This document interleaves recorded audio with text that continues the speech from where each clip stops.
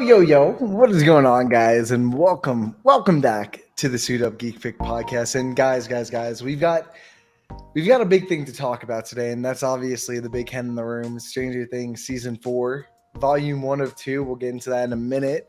But welcome back, guys. It's been a long wait since, honestly, I forgot it was season 4. They could have told me it was season 7 and I wouldn't have questioned it, because it's been about 3 years since it took the season to come out. It's taken 3 years since the ending of the last season. And before we just jump into it and all that, I just want to say I find it very weird that they announced Hopper was alive about a week after the season ended, and they did absolutely fucking nothing with this character. I'll just say that for now. But guys, we've got a great panel talking about this. What is going on, Deebs? How you doing, my man? Good, man. I'm ready to lose about 100 followers tonight on Twitter. Here we are. This is like legit one of my top 5 shows of all time. It did not match the hype. This is going to be a weird review because the highs are the highest of the high, but there are negatives about this show I just can't get over, and I'm excited to talk about it. No, yeah, absolutely agree. And I think that's the biggest thing coming out of this.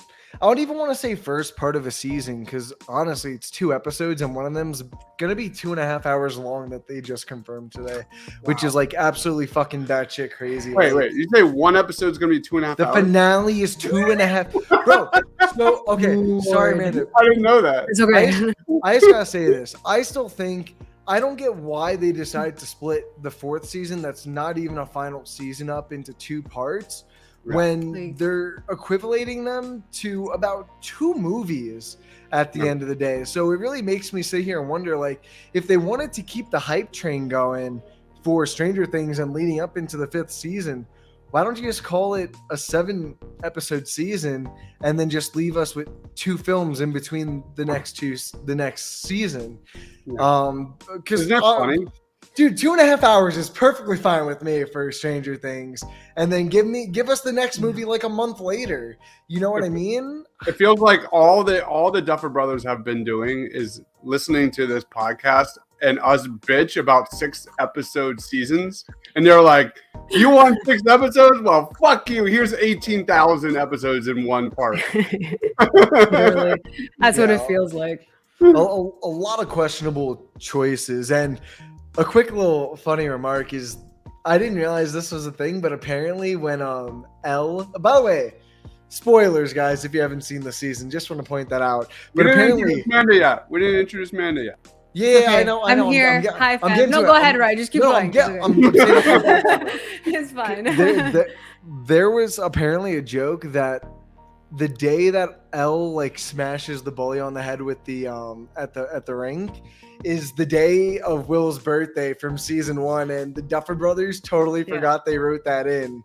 And so they confessed it on Twitter. They're like, shit, do we give him a new birthday, or do we just suck it up and give him the saddest fucking birthday of all time birthday? So I thought that was funny, but as per usual, what's going on, Amanda?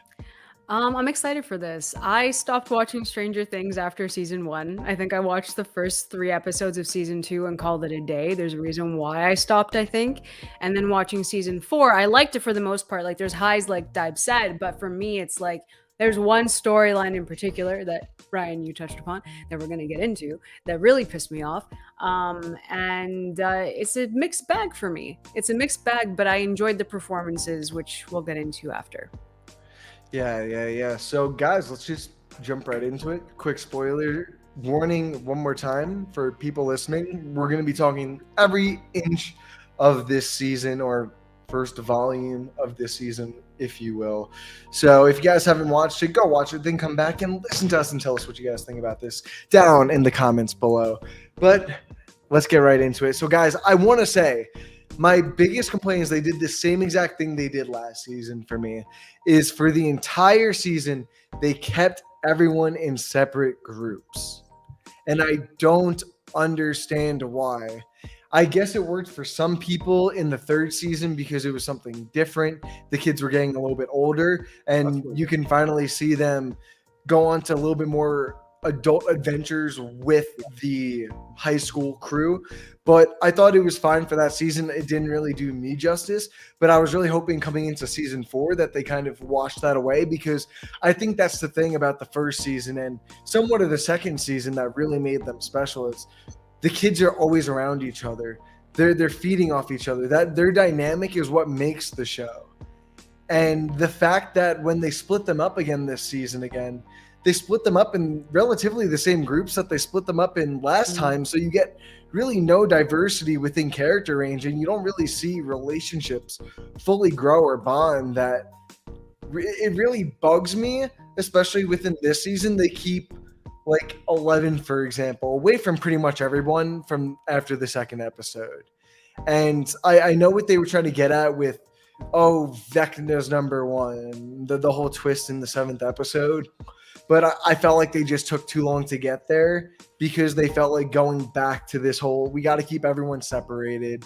And the group, the dynamics just don't work. Dustin and the teenagers down in Hawkins, they're cool, but we got all that last season. Everyone going to Russia with Joyce and Hopper. And I forgot the super neurotic dude. Can someone remind me? Do you guys remember Eddie? his name? Yeah, Eddie.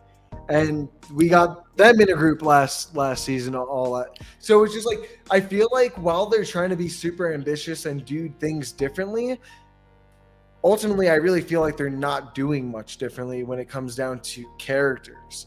And I think that's the saddest thing, because this is a show built on characters. They literally made a show on a decade that's a character. The 80s is a decade within the show. Fuck, the villain's literally Freddy Krueger this season to a teen, to some aspect. So I think for me, that was one of my biggest gripes coming into the season, and fully kind of sit there at the end of the 7th episode, because you're like, where do these characters really go? I mean, let's be real. Hopper's not going to see the kids until the last episode, I really feel like. And even at that point, there's so many different storylines with so many different characters. I know the season finale is 2.5 hours, and probably the 8th episode's an hour and a half. But with what they've set up at the end of this 7th episode, it ultimately feels like a story for another season that we're getting. And I feel like they're going to put that into these 2 episodes. And I just don't know how well it's going to be balanced. But do you guys have any opinions or stuff like that in regards to how they separated and divided the story throughout the season? I'll just say June 3rd, 2022, for the first time in history, I fully agree with Ryan. Let's make that official. Let's lock it up. Oh my God, what a day! Yeah. Guys, and I don't want to start this show like really pounding the negatives. The positives, like I can't speak enough about how I respect Netflix giving the Duffer Brothers like all the freedom in the world to tell their story. You know, they got to do what they wanted to do. It didn't work for me, and for the most part, that it's the ambition. You know, it. Like I said earlier, like, you know, how we've been complaining about other shows about how they're only 6 episodes. This was too much. And to the point where the cast has been scattered, the characters have been scattered across into different stories. And the season's like deadening length just knocks it down a few pegs for me, because all the charm is gone. Like there's so much to chew in season 4 that there were so many times where Nicole or myself, like I had to remind myself, and by getting lost, because I not only like 2 or 3 or 4 times, like 5 times, like there were so many times where the show felt disjointed, and I completely forgot about what is even happening. Like there are so many epic moments in this show that we'll get into, but maybe this is why I prefer like Star Wars Rebels to the Clone Wars. Like sometimes less is more.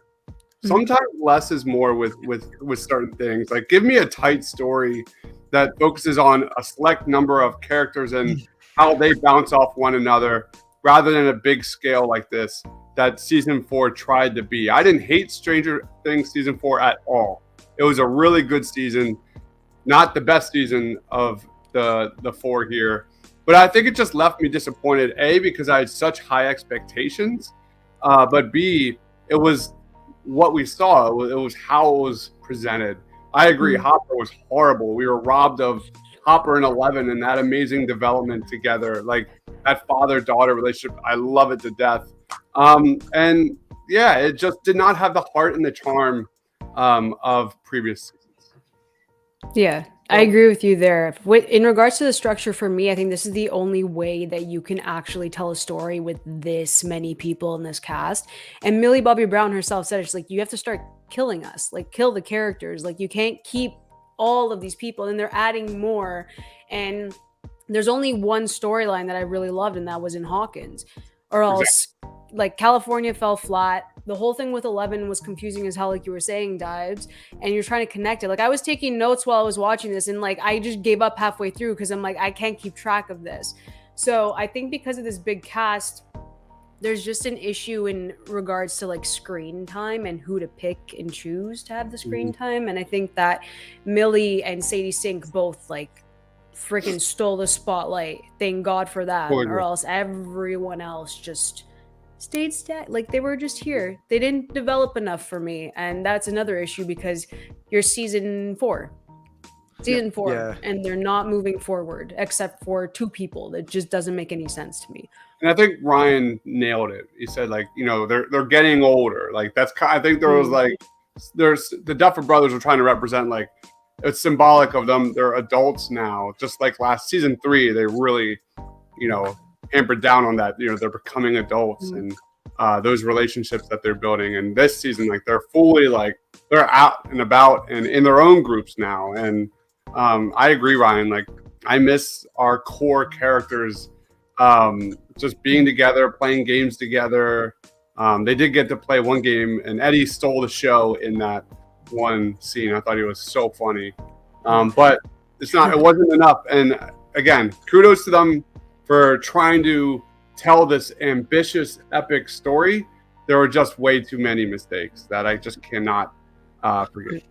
It looks like we upset Loretto. Just want to add that. Well, don't worry. He's going to be upset pretty soon in about 5 seconds. Because I think ultimately that's really what it is with this season is it's just so disjointed in so many different aspects. And it's Zack Snyder. It's Zack Snyder movie all over again. That's what it is. And there's so many amazing little parts, but it's not cohesive at all. Deebs, this is why. This is the most Zack Snyder thing right here. Because with each episode, listen. The problem with these episodes is you spend 40 minutes with each storyline, and each episode is around an hour 15. So you start an episode. What do you mean? Nothing. Go ahead. You start an episode on one storyline, but then you only continue half of one into the next episode, and then you just start feeling as if what's really going on, because I know Deebs is not like everyone who binges this like back to back. Wait, Deebs, did you binge this back to back? Because I know you don't binge everything. No. Oh, hell yeah. I did do it in a single weekend. But there was, like I said, there's a couple episodes in here that were absolute bangers. Probably like top 5 Stranger Things, period. But there's episodes in this, like you said, Ryan, that just drag. And especially Hopper. Like, there's parts of Hopper's storyline that I'm like, it just drug. It was just dragging for me. So I guess that's where we just start with this is the Hopper storyline of it all. And I think that I'll get to another character later, but this is one of the characters they should have just left dead at the end of the season 3. But if not left dead, I think I mentioned this to Amanda, because at the end of season 3, they were trying to close a portal to the Upside Down, right? So what if he just went to the Upside Down, got trapped, and then the fucking teenagers who traveled to the Upside Down ran into him, and they're like, oh my God, you're still fucking alive. Like, that just seems way more plausible and time effective if you want to keep him around than making 2 characters go to Russia. And not only go to Russia, introduce 2 to 3 different Russian characters, have this whole escape happen for only to fail and have him to re-escape again. And that's all within the last episode. He escapes again at the end, or no, in the beginning of the last episode, and then they never go back to it. And I'm sitting here, I'm like, see, this I like Hopper and Joy. I like their relationship, but that's not why I liked Hopper so much. I liked Hopper because he was a dad figure to all of the children. And you take them away from the children, I don't give a shit. And ultimately, that's really what it is. They have a nice relationship, but I don't believe she would go to fucking Russia for this guy after only a year. I know you guys have been through some shit, but she goes through Russia based off very little info that in the late 80s, going to Russia is like the most sus fucking thing you could probably do, especially for an American. And that's why I'm just kind of sitting here like, why are you guys making us waste our time when you are trying to give us this overtly complicated background story with Vecna, the Upside Down, and Sadie Sink? They completely just like, they build her up to have this super emotional thing within the 4th episode, and they have it. Great ending of the 4th episode, but once that happens, you're like, oh, she had her emotional moment. Let's just drop her, put her headphones on for the rest of the season, and you never see her again because they're like, oh shit, that's right. We had to invest 40 minutes for Hopper to only get out of prison to be captured after he just like smidged some fucking peanut butter in his mouth. And the whole just Russia storyline ultimately just really didn't work for me. It fell flat. It took up way too much time that could have been spent in way better places. And I'm not saying this just for the Russia storyline, because I feel the same way about the California storyline. We'll get to that later. But man, I just want to reiterate, the Russia just fell flat on its face. I didn't think I could care less about a character being alive in this season than I could for Hopper, because I loved Hopper in those first 3 seasons.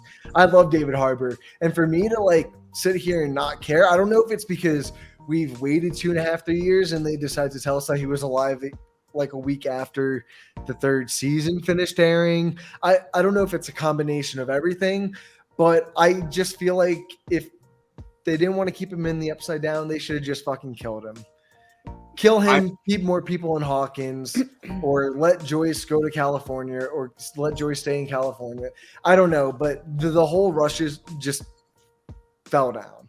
But Ryan, like, that's really like everything for me. Is like the Hawkins monster plot, Eleven's personal odyssey were so strong. Those stories were so good that it got to the point during the show where every time they would cut to Russia, I was like, oh, like, give me more 11. I want more 11. And that's honestly part of my complaint is the uneven storyline, like the uneven storytelling. I mean, like, Joyce is relegated to such a minor role. Wilf is a third freaking wheel. Like, you put all of my favorite characters. Wait, Deebs, who's Will? Because I know the writers forgot. All right, we need to throw this to low. Yes. I think we're about to explode. We need some positivity from Loretto. I'm not gonna lie, I'm really deflated with my energy, and your guys' feelings are not helping. But ultimately, though, I actually agree, and then mark this down as a day in history. I actually agree with a lot of Ryan said, though.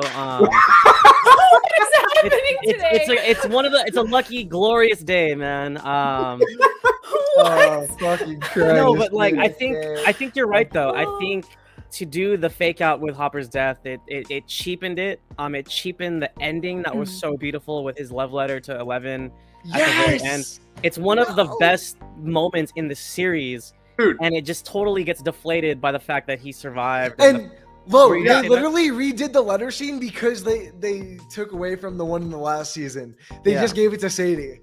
And that's also, I agree with you in a sense that they botched the marketing. Like, if he was going to be alive, save it for a surprise. Why put it in the trailer? Why just put it out there? Oh, hey, Hopper's back. It's like there was no buildup. And he was also like the first promo for the show too, just seeing him working in Russia. Those are some of the first screenshots, info, footage we ever got of this season. Definitely. And that's what really bothers me.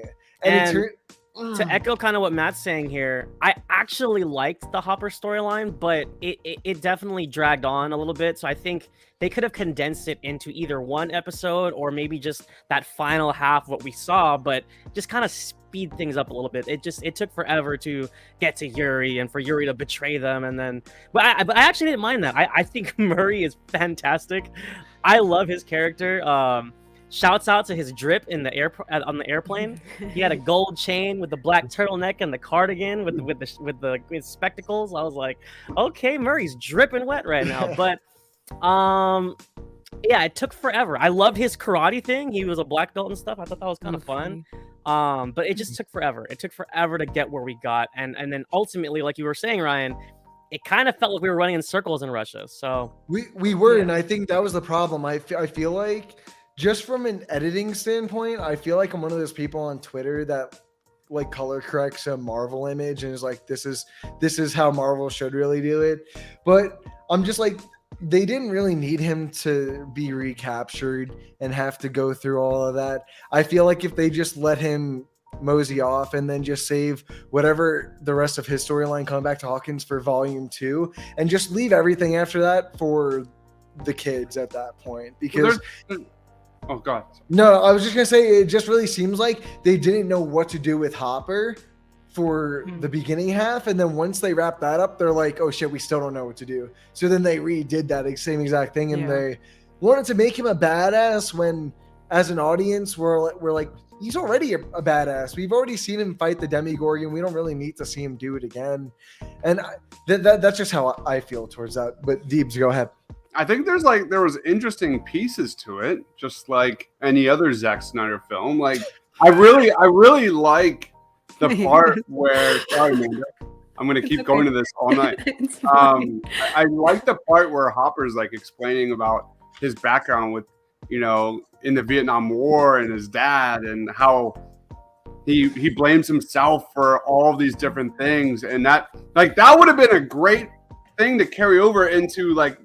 Maybe you make that like episode 2 or 3, and then he comes back to 11, and like that would have made even 11's like powers coming back even that much more epic if Hopper was around. Like, you know what I mean? Like, I don't know. That's just my thoughts on that. I feel like that storyline is just like stretching for time to match what's happening in the other 2 storylines, and that's why it kind of feels like empty for me in that case, because obviously you do want to see 11 and Hopper reunited, but even like seeing Joyce and Hopper reunite at the end of volume 1, it's like you could have done that like 3 episodes ago. So I think they're just trying to match the time, and it just doesn't, it's not flowing, it's not making sense. So Max. Who's that Max? What? Oh, I thought you said Mass. I'm like, Mass what? Max killed this entire season. I think this show is running into the same problem that a bunch of TV shows regarding around teenagers runs into. In particular, the parent characters or the adult figures. You start off the show, they're more of a main role because they play that adult figure, but as the children age, they become the adults. So you don't really need that extra adult figure. So other than killing them off, they really just put those characters in a secondary role of just like being there to move the plot forward by just talking about whatever's wrong in the story. They're not there other than to push the plot forward through dialogue. And that's really because the writers don't know how to keep them in the story other than that reason. And that's really what this storyline really feels like, is they don't know how to keep these 3 characters in loop with the rest of the children. So they're like, fuck it, we'll just put them on their own storyline. And I feel like that's where it kind of crashes a little bit. And I don't know if you heard this, Lo, because I said this about Hoppers, where I feel like with Hopper, Joyce, a lot of their likability and relatability from us as an audience just comes from their parental figures towards the children. And as we see them get older, we don't need them as the parental figures anymore. And I feel like that's why, especially with this time gap, they feel much older as people, just aside from inside the show. And that's just something you can't get past. So I feel like just killing off Hopper just would have been a good thing as a character step, because as far as I remember, after the end of episode 7, no one knows Hopper's still alive other than the 2 adults. So now he has to go back and reconnect with all these kids just for it to be 2 episodes and then another season for it to end. And I am really nervous that this might just turn into that, oh, look, we forgot to kill a singular character that's not Billy or Barb between the first 4 seasons. So we're just going to start killing everyone each episode now. And it's just going to feel, I hope they don't do that, because it's just going to feel unrewarding and kind of a rug snap from under your feet. But does anyone have anything else on the Russia storyline before we move on? I want to start talking about the 11 one because I got some thoughts on that. We all good? We're good to move on? Well, Cool. It sucks because I was late. Sorry about that, guys. No, yeah, But, go ahead. No. I did kind of want to speak to like the teenager groupings and like keeping them separate, because I was listening earlier. Go ahead. Yeah, I just wanted to please. mention that I actually thought the way they paired some of the groupings was pretty cool. Like, I really liked seeing Robin with Nancy. I Me thought too. their pairing was awesome because number one, Maya Hawke is a revelation. She is freaking wonderful.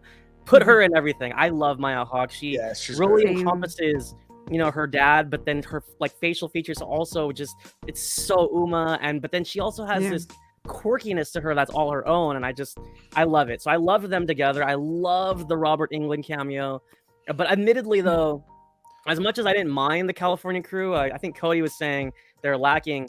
It definitely feels like Mike and Will, like the Duffer Brothers, don't know what to do with them. They're just there. Dude, So I feel like that's been a problem for, I want to say just Stranger Things in general. Every time they've gone outside of Hawkins, I feel like it's always been a negative reception in regards to whatever that storyline is. Because in season 2, 11 left Hawkins and went to go find her siblings that don't exist anymore, apparently, too. But that's besides the point. And you saw, bro, they literally retconned it. That's how much hate they got for it. And that was the first time of them stepping outside of Hawkins, really. And when you really think about that, and to see that the 2 storylines coming out of this season getting the most flack are the ones that don't have to do with Hawkins or the Upside Down, it kind of makes me nervous that maybe the Duffer Brothers really don't know what to do with these characters outside of Hawkins and the Upside Down, because maybe they're just not really interesting characters outside of everything they've been put into. You know what I mean? And it just frustrates me this season in particular. But let's move on to another storyline. Let's move on to 11's storyline. So I want to say, was anyone shocked by the twist at the end? Because I shit you fucking not. Amanda, did I not text you after I watched the first episode and kind of hint of me knowing what it was? I'm like, bro, why are they doing this weird editing between young 11 and old 11? Like, are they teasing that she's going to be connected to Vecna somehow? And bro, look at that. Look at that. Yeah. But yeah, Teebs, go ahead. Oh, sorry, go. Oh, I was just gonna say, No, yeah, go ahead. like the more screen time that I forgot the actor's name, forgive me, but the more screen time that guy got, I had the feeling he was number 1, but I had no idea I didn't know. he would end up being Vecna. Like, that's See, what I caught me off agree. guard. Like, I I had agree. a feeling he was number 1, but I didn't know he Yeah. was gonna be Vecna. Like, that Well, you was see- like, Yeah, oh! I think I caught on like episode maybe 4 that he was connected, but I'm like, nah, they wouldn't do that. And then I was still surprised when it happened, Yeah, because that was a it really still good worked. twist, by the way. Yeah, Really, and he's That was really good. phenomenal. Jamie really good. Campbell Bower, holy shit, That's his so name. good. Yeah. Got you. Well, like, I don't know. He just seemed menacing the entire time that when it happened, I'm like, yeah, I totally believe that he's a fucking psychopath. Like, this dude's looking at he's looking at 11 and he's like, I want to help you. And I'm just like, bro, you're 11, 12, 8, 9, say what you want, bro. He's fucking creepy. Why would you trust him? And the fact that He's pretty. Sorry. I didn't realize he was the guy from Twilight either. I thought that was funny as He fuck. was giving me some like Tom Riddle vibes. Yes, He was Tom in the Riddle, Mortal bro, Tom Instruments. Riddle. That's why Yeah. everyone knows him. And you know what else too was that monologue he has with 11, where it's just him in that little rainbow room, whatever, the playroom. It was arguably more menacing than when Vecna was in the Upside Down. Like, his monologue there was really yeah. chilling about Yep. how we work and we eat and we sleep and life is meaningless. And I was just like, yo, this is heavy. Like, it was just smacking me in the face with some existential, just fucking like drama. Like, so. Yeah, I think the 11 storyline and that balance with number 1 was by far my favorite part of this show. Like, you have 11 trying to overcome her trauma at the facility. You have her dealing with the bullying. Like, that was awesome. That was, and like then you had like a complete opposite of number 1, and that just was like a reflection of how far down 11 could spiral after all of this trauma from being bullied and her past, and it's but also, that was really interesting. There's still so much to just know about his character before becoming Vecna that honestly I'm nervous they're not really going to touch on in these next 2 episodes, because he's number 1. Correct me if I'm wrong, I might have missed something, but I don't remember them or him ever mentioning why he was kept there. And I know he had the dampening cuffs on, so he couldn't use his powers, but I don't remember why he was kept there and he was a secret to ever. Like, I don't get that concept. I'm hoping now that 11 has assumingly overcome the trauma, is like out of the water pit, that, oh my god, I forgot the name of the doctor that's Papa, so I'm just gonna say Papa.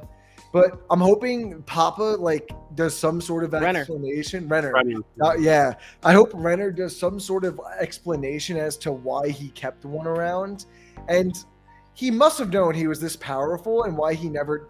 I feel like there's so much there still to come that before even 11 that happened, and I'm just afraid that they're not going to touch on it because there's so much else to touch on within these next 2 episodes. Before they do that, though, they need to get 11 to make sure that she tells what's up to Angela. That needs to happen first and foremost. Bro, now that 11 has her powers back, yes, it's time for Angela to suffer a little bit. There's going to be a parallel where she's going to lift her hand again and like.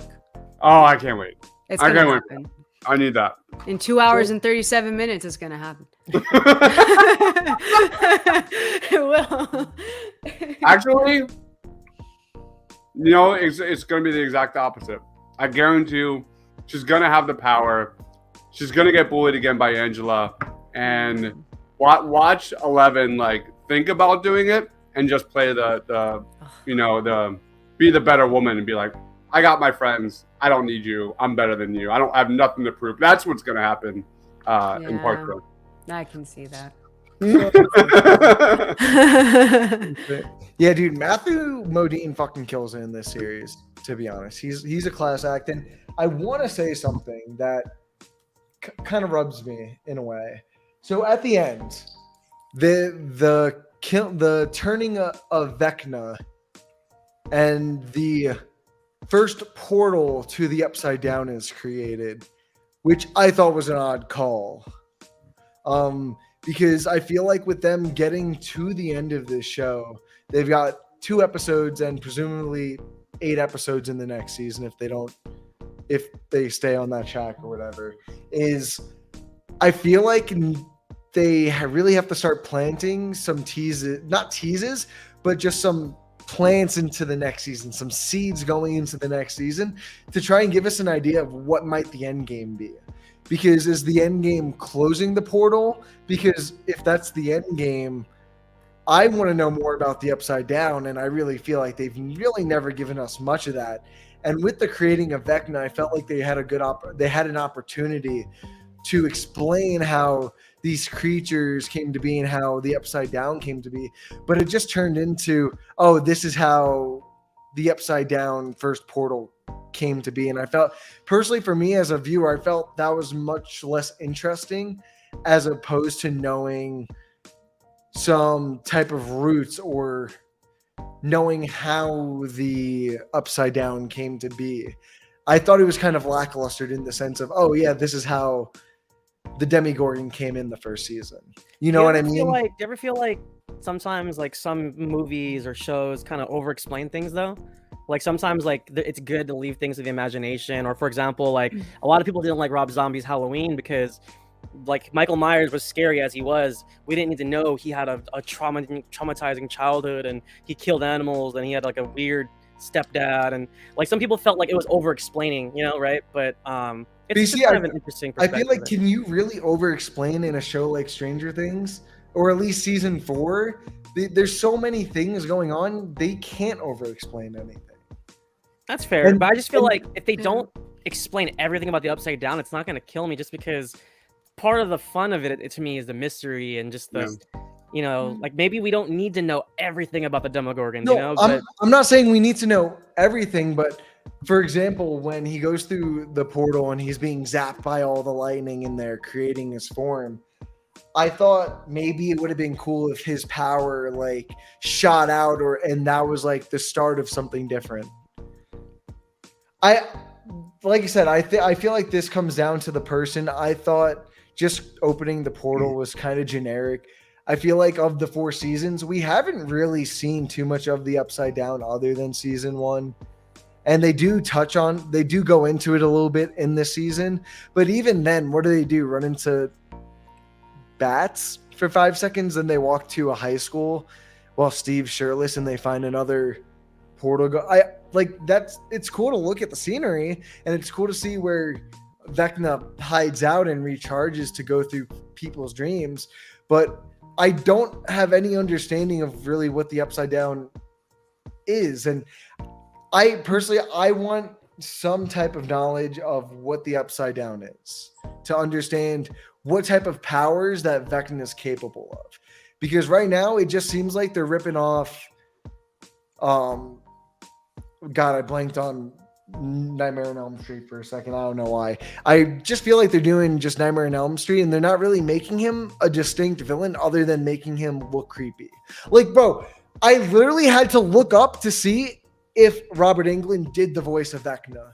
That's how convinced I was that they were going for Freddy Krueger all the way, to the point that it sounds like Freddy Krueger. And that just seems like you have this really cool concept, but you don't do anything with it. And I think it goes back to the first season. That's what's so cool. You don't know anything about the Upside Down, but when you go into it, you see this world and you see the Demogorgon. And I have to rewatch season 1 to even remember what type of other enemies you see. But I feel like there's this sense of exploration that you never really get after season 1 that they had an opportunity here. I feel like they could have gotten to. Because I feel like I'm just re-saying that I'm talking too much. I'll let someone else talk. Sorry. No, when you talk about 11 and you talk about Vecna, Well, like this too. Sorry. Also, they also did establish a hierarchy within the Upside Down. So once you establish a hierarchy, I feel like there's some sort of explanation you have to do as to the power construct. As like, bro, I don't know what power is in there's so many things to the Upside Down that I don't really know how threatening Vecna is. They tell me that he's the top general, but they don't show you. It goes back to showing what I was terrified watching what Vecna was doing. Like, I'm terrified, but that's up against humans. What is he in terms of everything inside the Upside Down? Well, maybe we'll find out in volume 2. But that's why I don't know. Why split a season that's not even the final season up into 2 parts if it's only going to be a month difference?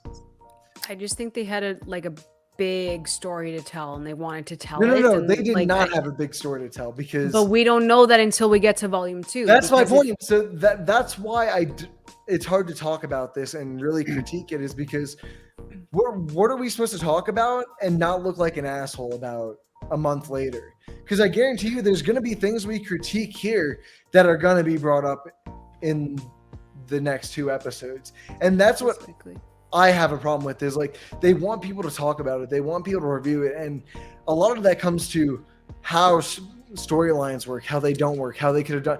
All that's done in those books. Those things are being edited, and I don't know. I feel like they did this just to have them being talked about because it took them almost 3 years. I like this comment from Leo. Same. What's so great about Vecna's the practical makeup. He's human. He speaks. He's got the same powers as 11. I like Vecna. I'm good with not knowing more about the Upside Down. Kind of like, was that Insidious? The Further, like I don't need to know. It's just scary as hell. I'm good with that, and that's all I need. That's so kind I of depends don't on have me, that as too. a complaint. I for me. mean, It's not bothering me that I don't know anything about the Upside Down. I'm just kind of I'm not saying it's enjoying. bothering me. It's just an idea that it's just more of the concept. You're 4 seasons in, and you have such a cool concept with the Upside Down, and you don't really touch on it past season 1. And the whole idea of, oh, you don't really know much about Vecna, that's why you like him. What do you know about any of the other monsters that come from the Upside Down? How is that any different? Think about it. Like, this is in the perspective of the kids, right? Like, but see, they're not kids anymore; they're adults, and it goes back to that's why the adult storyline doesn't work, is because the kids are the adults now. Once you're in high school, you take on that role. I'm good. But I thoroughly enjoyed the 11 storyline, disregarding like the portal and stuff like that. It might have taken a little long to get there, but I thought it really worked. I wish it was mostly a love letter to horror. Like, that's how I felt Vecna was utilized. Like, the Duffer Brothers were clearly like head over heels about on Elm Street. Like, there were so many vibes from that throughout this. I feel like with the other, now I really wish I did watch the last 3 seasons just to like get a good remembrance of all the monsters. But I feel like that's the thing that made the last 3 seasons of Stranger Things so great, is that they took things from horror from the 80s, but they didn't really use them foot and note like they're doing with Freddy Krueger. Like, Vecna is really no different than Freddy Krueger. He literally gets his skin burned off from lightning, that as opposed to getting his skin burned off from flames with the Mind Flayer and the Demigorgon. Well, they have some inspiration from horror. They're not fully from that aspect, and it's not a bad thing. I just think it, from a creative standpoint, it lessens it for me from there, because you're just taking what's already great and doing what differently. You're just putting him in the Upside Down and giving him a different look. I mean, he sounds the same. He gets his skin burned off. He haunts teenagers' dreams. He kills them in their sleep. If I told that to somebody, what do you think they would have said? But I think that's all in the fun, because they're using those callbacks as like a form of nostalgia at the same time, and have that connection with the audience. Because there was one scene with Nancy and Robin, and it was like Silence of the Lambs, and I was like jumping up and down because I'm like, it looked freaking perfect to me. Like, that was such a great scene for all 3 of them. So in a way that, like, it doesn't bother me as much that they're drawing directly from Freddy. It makes me happy to see that they're But that's the thing, they're not drawing anything from Freddy. They're just recreating Freddy. That's my point. You're just saying they're drawing things from him when they're just fully embracing that he's Freddy Krueger. But what does he do differently is my point.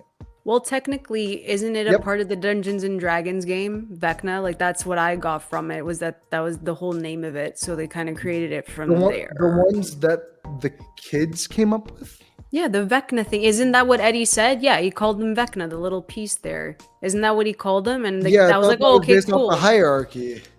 I mean, Demigorgon was the name of the Demigorgon based off their part of the hierarchy within Dungeon. I mean, I don't know shit about Dungeons and Dragons, so neither do I. I'm just saying that's the thing. I don't know. I just wish they were a little bit more creative, like they were in the past. Is really what it was. I mean, the first 3 seasons were filled with nostalgia and movie 80s references. Like, I don't think it's a big step, huge like. But like that's the thing. I feel like we're confusing nostalgia from just completely taking something. Nostalgia is remembering while bringing something new to the table. I feel like they're bringing nothing new to the table. But They I should think have it's new in regards to what they're doing with it in the storyline. Do you get what I'm saying? Like, even though it's like exactly the same as you're saying, within the story, Thank it's you. working differently, though. Okay, If that so makes sense. So let me get this straight. And let's go off the 84 Nightmare on Elm Street, right? What did he do? He murdered children. What did Vecna do as number 1? He murdered children. Okay. I'm just saying The story. Like I'm just saying. I get what you're saying. I'm like, but it works for what they're trying to do with it. He still scares the bejesus out of me. I couldn't sleep after I watched it, so It was cool. I It wouldn't was say a that. good Something monster like- design too. yeah. Oh my Good god. costume design all around. I think yeah. Let's just move on to the actual highlight of this show, and that's the Hawkins storyline. Because I just want to say right now, another thing on the writing for the relationship so far this season have been fucking atrocious. 11 and Mike, they not even touching anything when it comes to their relationship. Like they do a little bit in the beginning, but then like, nah, fuck it. We have to send 11 to go get her powers back, and even better because we took them away last season. And then you've got Max and Luke, which they're together the entire season, and they barely even mention it. And I'm just like, bro, why are you wasting our time on these things if you're not going anywhere with them? They should have killed Will in season 1 if they weren't going to do anything. They should have killed Hopper at the end of season 3, and they should have just not done these relationships if they're not really going to start building them out. I mean, what are they going to do in these next 2 episodes in regards to fulfilling their relationship? Because I can tell you right now, with Maxine and Lucas, I can't see them tying that relationship up well enough at the end of this season with everything going on. I don't know. Do you guys feel the same way in regards to the relationship within the kids based off of last season's built up? I'll take that as a no. But you know what I gotta say is God bless for Hawkins, because while that town is most certainly cursed, it gave us the best storyline and the best new characters, because this season offered a bunch of new characters, and Hawkins brought Eddie Munson, bro. I think we all love Eddie. And okay, shit me not, Eddie Munson, Lo, I hope you get this, looks like the kid from Jurassic Park, the first movie, in Bohemian Rhapsody with the long wig on. Wait a minute. Was Joseph Matazzaro in Bohemian Rhapsody? He was the drummer in Bohemian. No. He was Brian May? Actor. No. He was not. Hold up. Let me start over. The guy who played Eddie Munson was not those actors. I'm just saying he looks like the actor that played those roles. And for like 2 episodes, I thought it was that actor because they look so familiar. I love him. And I gotta say, I mean, if he was in Queen, I would believe it. no, dude, Right? easily. I feel that. I gotta say though, Justice Freddy, baby, Justice Freddy, because he ain't do nothing wrong. He's just trying to play some D&D and live his life and get held back a few more years. But I gotta tell you guys one thing, and you know what that is? God bless Steve. God bless Steve, because he is really what makes a lot of these group dynamics work. I think adding Maya Hawke last season was phenomenal. I really love their platonic relationship this season, and I love how they build off that. And I think it's the stigma I had with Top Gun, where they kind of need the heterosexual relationship in their season or in their movie to work. But I think the show just proves you don't need that, because their chemistry works so much better as best friends, people telling each other everything that's going on. And then you've got Nancy doing fuck ever. That's a whole nother relationship that they don't even touch on. But yeah, I really liked everything they did in Hawkins. The whole Eddie Munson being a murderer plot line got a little iffy for me.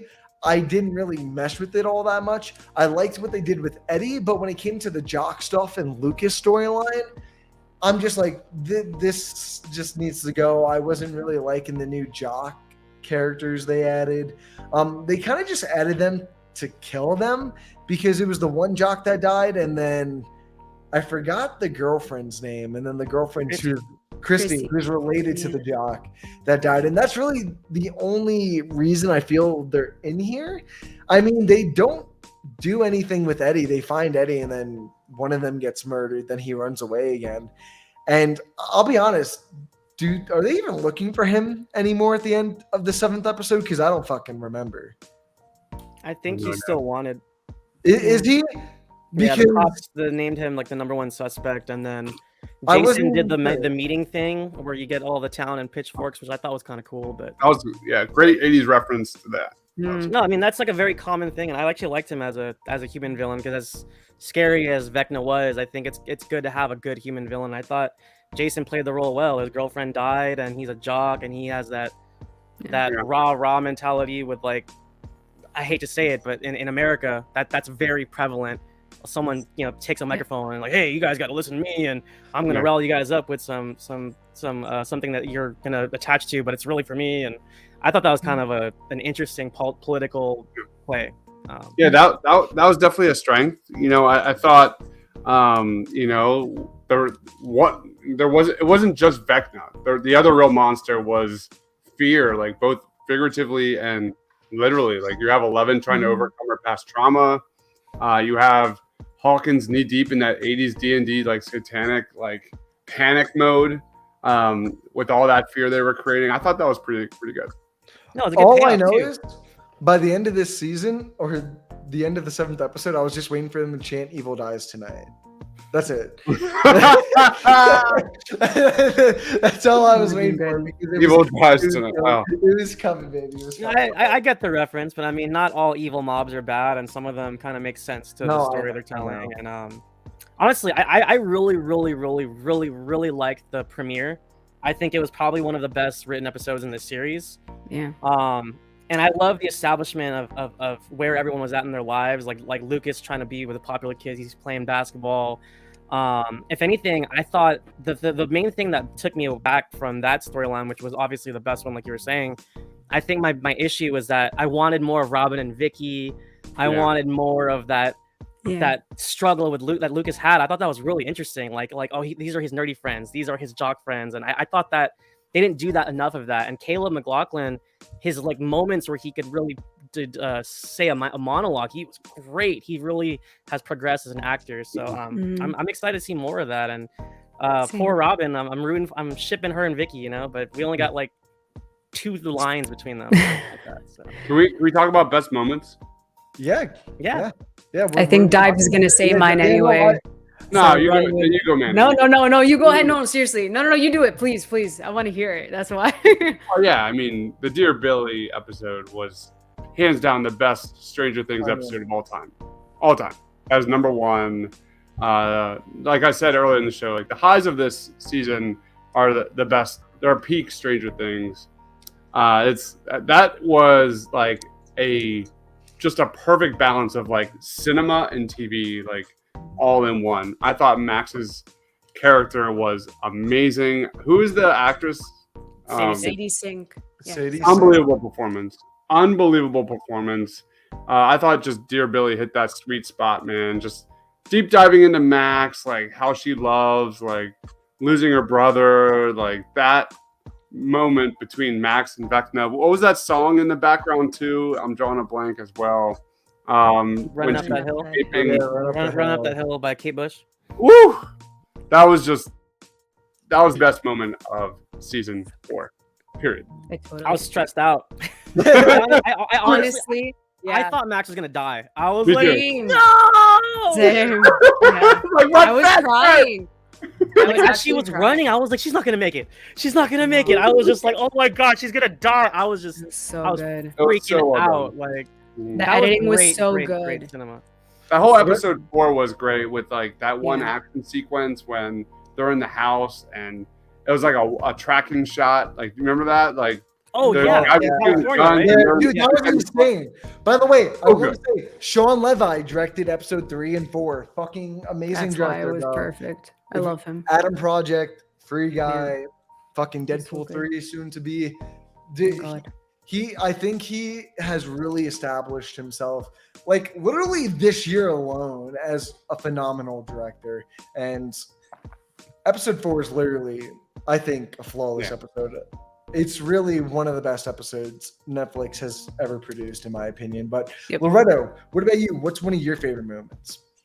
Well, I mean, obviously, like it's hard to take away from that moment when she's running in the upside down. But honestly, I want to highlight, like I said, the premiere was my favorite premiere of the series. Go looking at season 2 premiere, season 3 premiere, even season 1, which was exciting. I really liked the way the premiere was written, and in particular, I loved the moment for Lucas to get that game-winning shot, and I love that it was spliced with Erica rolling the die to defeat Vecna in the Dungeons and Dragons game. That was so fun, and it was a moment to cheer for the Sinclairs, little sister Erica and big brother Lucas having his moment. Like that was great. Like that's all he's wanted. He's so sick of being a nerd. He's sick of being a loser, and he got his moment. You know, they were like cheer. You know, like it was like it's like that underdog Rocky moment that in almost all sports movies you get. You get the big moment where you cheer for your guy, and I love Lucas. Like since the beginning, like he was like arguably my favorite character of the 4, and I love that he got his moment to shine. That was one for me. And secondly, I want to shout out Grace Van Dien, who is Casper Van Dien's daughter. Casper Van Dien was in Starship Troopers. He was the main guy, Johnny Rico. That's his daughter, Chrissy, who dies in the first episode. I didn't even know that. Yeah, dude, that's his daughter, and she's great. Even though she gets killed off in episode 1, I think the fact that the Duffer Brothers, they are so good at getting us attached to the characters they kill. Like even though they're side characters, like I was so sad when Alexi died in season 3. I was mortified when Bob Samwise Gamgee dies in season 2. So it's like they really make the deaths that aren't part of the core group really meaningful. And I thought Chrissy was great. Her moment with Eddie in the forest, it was adorable, and it wasn't even like a romantic, flirtatious thing. It was just two kids hanging out, and Eddie was showing his personality, like, "Hey, I'm not scary. I'm just a goofy guy." And I thought that was awesome. I really liked that scene between them in the forest. That was really good. Yeah. What about you, Amanda?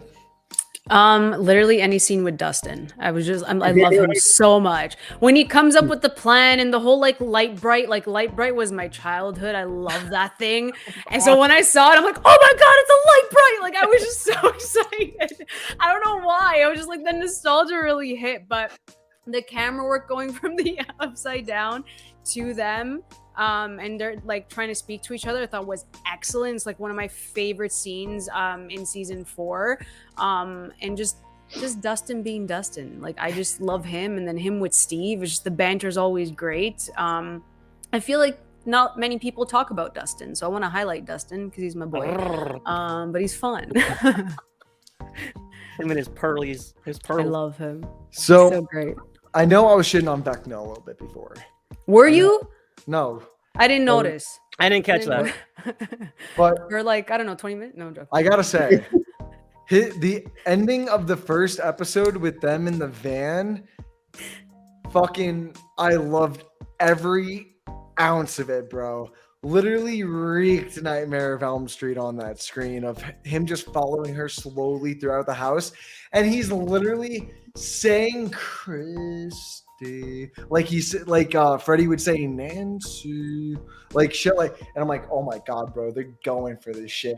And then they go for it more because you see what she looks like when she's in the dream. She's not sleeping. That's the one thing they do change. They're not sleeping in their bed like little sweet peas like they usually are.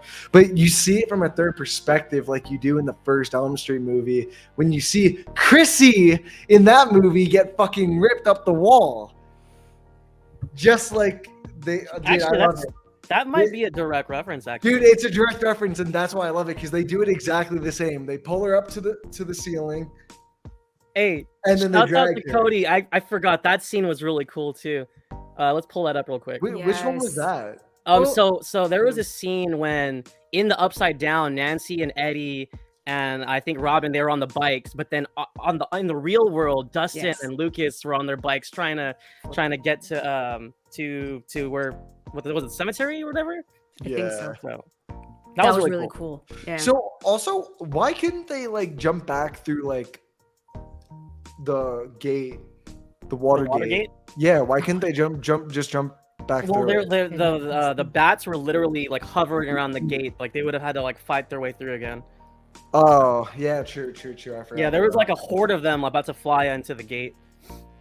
We already touched on it, but I like the Victor Creel moment. It was like gave me like Hannibal Lecter vibes. Yes. Robert Englund, baby. Yeah, that was really still well got done. it. It was fantastic. So I'm telling you, yeah. I definitely think England did the voice for Vecna. I'm gonna get to the fucking bottom of this because it's been bothering me. But without further ado, guys, I know we still haven't seen the full season, but let's just grade the first 7 episodes. We'll honestly, I would like to consider these first episodes season 4 and then the next 2. Yeah, that was cool. But they do that every season, though. They always but it was just cool in this one. Yeah, you know? like the bike, like they were literally biking and they were on top of each other because they were going down the same road. They kept doing it. So like in the upside down, it flipped to like where Dustin and Lucas were riding their bikes, and it was and at one point, didn't it like flip forward, or was that? I feel like it flipped. I gotta like watch this that part way. again. But no, it was wasn't a like to really the right. Cool camera trick. Yeah, like. it was cool. It was cool how they did it. All right, Deebs, what would you grade the first 7 episodes of Stranger Things season 4? I think it was really good. Like, so it's important to say how I view seasons 1, 2, and 3. I think I loved all the seasons. For me, I would probably wait. We're not ranking the seasons yet, right? No, we're just grading. We're gonna say ranking for the volume 2 show. Cool. All right, so I will say this was a 7.2 out of 10. There were a lot of really big moments, some ambitious moments, some that really worked, and when they did, oh my god, it was some of the best TV of the year probably, and then some storytelling decisions that still make me scratch my head that it just didn't work for me. Especially separating the main characters and some of the adult characters. So for me, a 7.2 out of 10. It's not a show. It's not a like the first 3 seasons. Like I will rewatch the shit out of those. I'm not going to rewatch the first 7 episodes of this. Whoa. That's disappointing that I think that, and that's how I feel. Just Dear Billy. That's it. Just that episode. Let's bring Amanda. Oh, and the finale. The finale was amazing. Like I love the finale. Yeah. Agreed. But 2 out of the 7, still negative. Loretta, why don't you bring us some joy? Because we know you're good at that.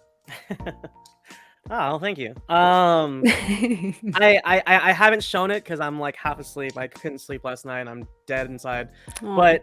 But I fucking love this season. I didn't gush about it enough earlier. I didn't have the energy to combat you on some of the things I didn't quite see eye to eye with. But it's not even about that, really. It's not about me arguing why I liked it. It's just the fact that I personally, with my soul, enjoyed every frame and every moment. I really love these characters. I love the cast. I love the score. Kyle Dixon and Michael Stein, I believe his name, they are just excellent. I love how they do these little nods to each era of the 80s. Like seasons 2 and 3 had a lot of Carpenter vibes. What's up, Dibes? Did you get the Terminator vibes? 100%. He did that in season 3 with the big Russian guy.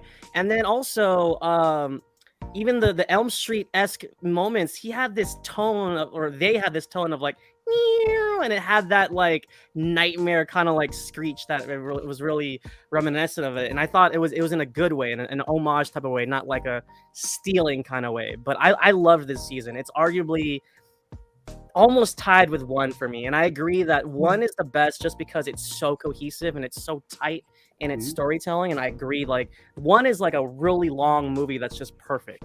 And I love that. But 4 is really right there for me. I thought minus dragging out the Russia thing, which I felt like they were doing that on purpose just to drag the season out. I agree that wasn't a good choice. I liked where they went with it. I thought it was interesting to see. God help me, what? Not Yuri. What's the companion's name in the Russian jail? You guys don't remember, huh? What's the guy that was helping Hopper? Where's that guy been from? Like he's in Game of Thrones. He's in Game of Thrones. He's is he? He's what's his name? I can't believe that's 100% what it is. And I like that guy, and I like that they connected with their kids. He was worried about he has his own son and stuff like that, and I had fun with it. All in all, though, I'm probably gonna give this like a 9.4. Nice. I really loved this episode. It was the scariest of the 4 seasons. The practical effects, like you guys are saying, is just top notch, and Vecna's creepy as hell. So Enzo, yeah, he was using the name from the restaurant. Yes, yeah, love that guy. It's this dude from Game of Thrones. I can never pronounce his name, but it's that guy. Hagar. Hagar. He's legit one of the best roles in Game of Thrones too. Yeah, so good. Such a great character. Amanda, what would you rate these first 7 episodes? I did really enjoy it for the most part. Again, the Russia storyline, as we've all been saying, just really annoyed me. So I guess I'm sitting at like an 8 out of 10. I really did like it. I'm kind of with Lo that this is almost up there with season 1 for me, because I think I remember watching half of season 2 and just not my vibe. And then I think I checked out episodes for season 3 and I didn't like it too much, but maybe I should go back and watch it before I say anything. But I really liked 4. I love the nostalgia. I loved all these characters, and yeah, I'm sitting at an 8 out of 10 right now. Also, really quick, I love that Robin and Steve work at a freaking video store. Right? That was my dream job. I always wanted to work at Blockbuster. I would have killed to work at Blockbuster. I love it. And I love that Robin was like, "Hey, we should watch Dr. Zhivago," and Steve was like, "What?" But I will watch that with you any day of the week. So I might throw you guys for a loop today, because I'm not going to have the lowest score out of everyone here. I'm going to give the first 7 episodes a 7.5. I think, like Deep said, the highs are high, but the lows are just so low. And that's really what the problem is, because the lows are so low that they just sit on them for a while. They don't even cut away to different things. It's not even like I can just sit here and complain that the storyline itself is bad, but at least every 5 minutes you're going to a different storyline and no, you get like 40 minutes of each place at a time. And especially the fucking Russia stuff and the California stuff. California, like, once they brought Susie in, they had no fucking clue what they were doing, man. And those 2 storylines really just felt like it dragged it out to an unbearable pace almost, where I felt like I checked out at some point. So it was like, oh, wow, they're going to this person's house in California to check on Dustin's girlfriend, who he hasn't even spoken to since last season, that they just made a reference to because everyone loved it. Like, it's those, like, literally the only reference I think Dustin has to Susie this season. There's 2. He mentions her in the first episode, and then they make a joke about them singing to each other, the never-ending story at the end. Well, actually, it played into the storyline because she hacked his grades through the computer, which is why they needed her to use the internet to track what's his name, Victor or whatever. Yeah. It counts. I don't disagree. And look, I'll admit, like, Mike and Will literally have no purpose in this season, but you don't get 11 storyline without California. So, but you see, exactly. That's the thing. I feel like plot-wise, it works. Susie poo. The way they did it, it doesn't work. I think that's really what it is. Yeah, fucking. They're so cute. There you go. Well, Leo got it. They tracked Nina. They were trying to find 11's location, so that was vital with the whole to the storyline. Because I think Mike and Will are. I don't even remember. Did they cut? I remember right after they cut away from that storyline, they don't go back to it. So I'm trying to remember, do they even touch upon whether she made it in and actually found her? No, what she did was she printed out a paper, and that was like the location of 11. Like they have it. It's just we haven't seen the boys get there yet. So I'm trying to remember. Did they tell the audience where she is? Because is she in Hawkins' lab, or did I totally miss that? She's in Nevada. Dr. Owens has like a secret hideout in Nevada. See, I thought she was in Hawkins this entire time. I was gonna say I was on this episode. I see that. Yeah, that's why I asked. This entire time, I thought she was in Hawkins. Like legitimately, I thought they were just going to be able to find out that they were standing on top of her the whole time. And I was being like, bro, come on, really? Yeah, Cody brings up a good point, though. Mike is almost a throwaway character at this point. No, I know. Bro, him, Mike, and Will. Just absolutely fucking literally all 4 characters, his brother included, are fucking nobody characters this season. What were we going to say? They don't know what to do. No, they don't know what to do with them. I think, like, for certain storylines, because I feel like Millie wasn't in it a lot. I feel like Sadie was in it more than Millie at times. I feel that's the thing, because they gave Sadie the first half of the season, and then they gave her the second half, and that's why it feels disjointed, bro. Right, but at the same time, I feel like it had to deal with scheduling conflicts because Millie was booked and busy, and then Finn was doing Ghostbusters at the same time. So I think it had to deal with scheduling as to why that. Bro, what? Finn was not doing Ghostbusters when they were filming this. I'm saying I guess he didn't, but Bro, I'm saying Ghostbusters like was supposed to come out in 2020, and they only started filming this March of 2020, and Ghostbusters was supposed to come out July of 2020. Well, then they just said screw Mike at that point, if that's not what was. That's pretty much what it was. It just makes you wonder how much of an effect COVID had on just the storyline aspect, because I'm sure it played a role in it at some point. But is there anything that I missed that you guys might want to touch on before I wrap things up? I'll take that as a no. Awesome, guys. Thank you so much for coming out and checking us reviewing the first 7 episodes of season 4, which should have just been season 4 and then given us 2 separate movies. But that's the point. Guys, be sure to check us back July 2nd for Volume 2. Volume 2? Can you really even call it a Volume 2 if it's only 2 episodes? We're only going to be talking about 2 fucking episodes of Stranger Things, guys. Technically 2 movies. But don't forget, what the fuck are you complaining about, bro? I said it's technically 2 movies. What are you saying? It's 2 episodes, just 2 whole ass movies. Well, clearly not if they're putting it in a TV series. They should have just... It goes back to marketing, bro. I feel like marketing, they could have marketed it better as 2 separate films. I'm curious how, like, if they would have completely redone the release, like, what was that show, like Fear Street? Or have, like, one episode that's, like, Nancy's episode. Or have another episode, and it's, like, 11 and Mike's episode. And then another, like, I don't know, if there was a way to kind of, like, release it differently and put it together differently. I wonder if that would have changed anything.